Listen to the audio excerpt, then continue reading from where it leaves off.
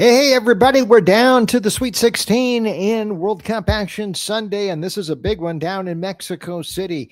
England takes on Mexico at the Azteca, or the Mexico City Stadium, if you will, as they call it, for the World Cup. We'll be talking about that in just a second. I'm Bruce Marshall. First of all, though, a couple of quick housekeeping reminders. Like always, don't forget, click that subscribe button on your screen right there. That gets you all of our Wager Talk TV videos.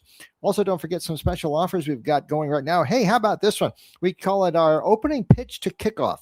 And that goes from right now, that's all the baseball and all the picks we have right now in the soccer, through the opening weekend of college football.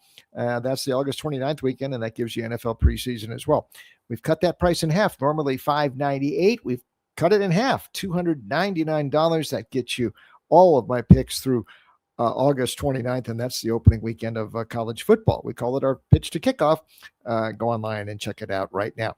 Okay, let's talk about this great game on Sunday at the Azteca down in Mexico City. And Sunday, we talk about the kickoff time. And you'll notice on the scroll there, I've got on the crawl at the bottom, I've got an asterisk by the kickoff time on Sunday at 7 p.m. Eastern. They may well move this thing up 6 hours. They had talked about that because of weather conditions. Temporarily, they have not decided to move the kickoff, but they could change that. So keep an eye on the start time. That could still be altered. What do we got here, though? We can see on the crawl at the bottom of the screen, and some interesting storylines behind some of these numbers. But as you can see, England, though with the plus price to win, is still slightly favored here on Sunday in Mexico City. Price at plus 135 on the three-way. On the win, Mexico, the host side here, plus 220. The draw and the draw at plus 220 as well. We'll see what goes here. And we see the total at 2.5 over at plus 137 and under minus 175, and some other props as well. Let's first of all talk, though, about this advantage that Mexico seems to have at the Azteca in competitive matches, in meaningful matches at home. This counts a couple of World Cups in the past, 1970, 1986, and all the qualifiers and all the Copas and things like that they've played at the Azteca. Quite a record there.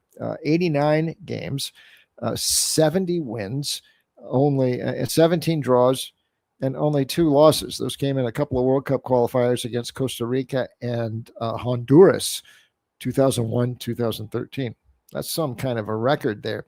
Now, if you add in all of the international friendlies, or there's a few more losses in there, 145 games roughly total there, 95 wins, 38 draws, and 12 losses. That counts friendlies. But no European side has ever won at the Azteca, but not that many have played here. In that great mark covering 89 meaningful games, just a few World Cup games long ago, Bulgaria and Belgium. And that goes all the way back to the 1970 World Cup. So they haven't played many European sides, and most of their successes have come against regional sides, CONCACAF, some lesser CONMEBOL sides coming up, but it's a lot of Haiti and Panama. Now, they have beaten the USA 7 times at the Azteca. They've beaten Canada several times there as well during the history of the stadium, which goes back to 1966. But as you can see, they've got quite a record there. So that's what's confronting England here record-wise. Then there's altitude-wise here, and a lot is being made of this at 7,300 feet. How is England going to cope? Because that's a big advantage for Mexico playing at that sort of altitude, and England has certainly tried its best it can to compensate for that, but it's something that's very difficult to prepare for.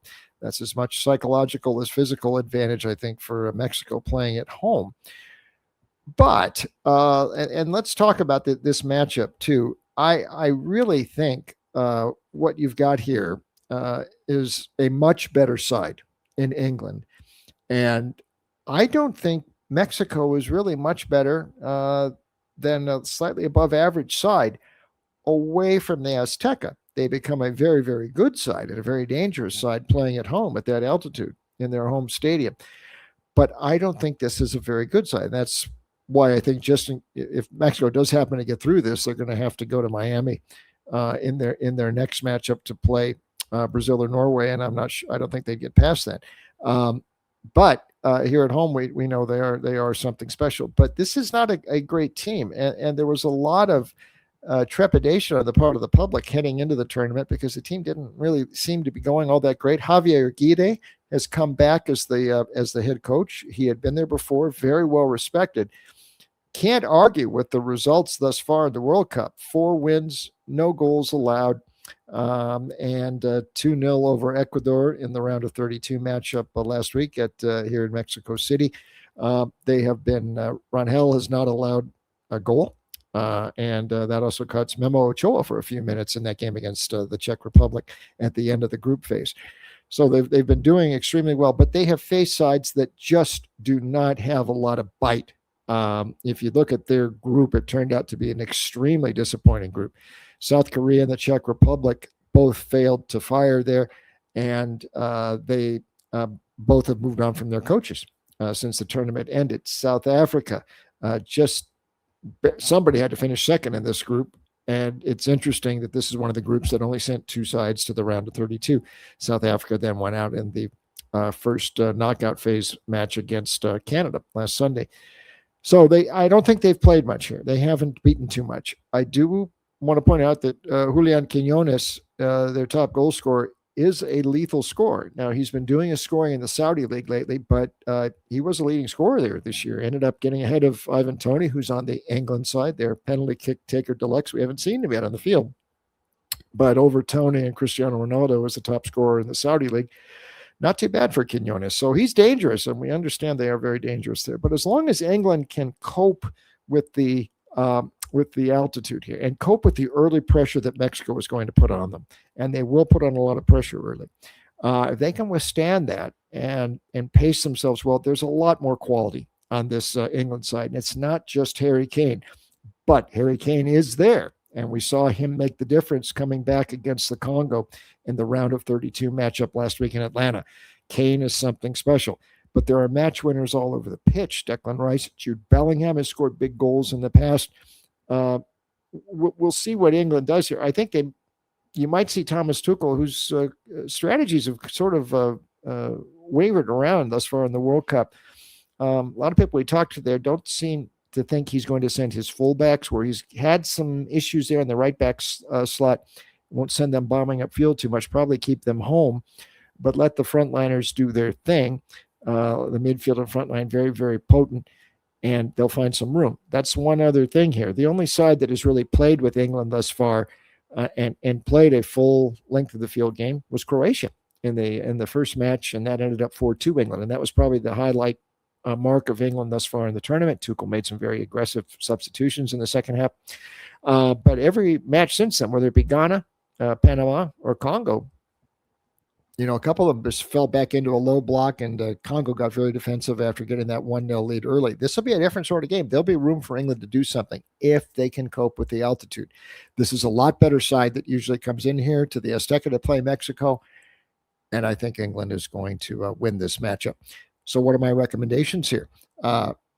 You can see there's a couple of different ways to go with England. You could go on the Asian line here. And again, if you lay a goal 0.25, you're actually having the bet between laying a half and 0 and a draw. So if it does end in a draw in 90 minutes, you only lose half the bet. But I think England's going to win on 90 minutes. And I would just go on the regular 3-way with England.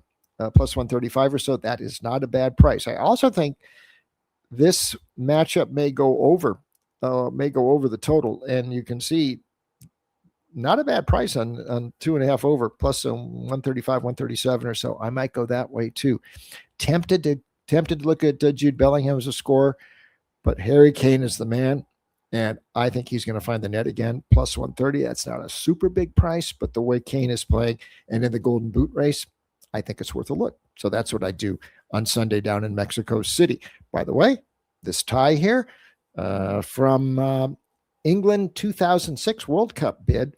Yeah, that's right. I do have some older ties, but I got this at the Soccer Football Expo show in Cannes when we were doing the European Soccer Weekly magazine when England was campaigning for the World Cup to host in 2006. And Sir Bobby Charlton actually gave me this tie. So anyway, a little bit of England decoration for me there. That's what I think is going to happen on Sunday at the Azteca. We'll be back talking about some more action. USA Belgium, that's another we'll be talking about shortly as the round of 16 gets cranked up. So until next time, it's a goodbye from me.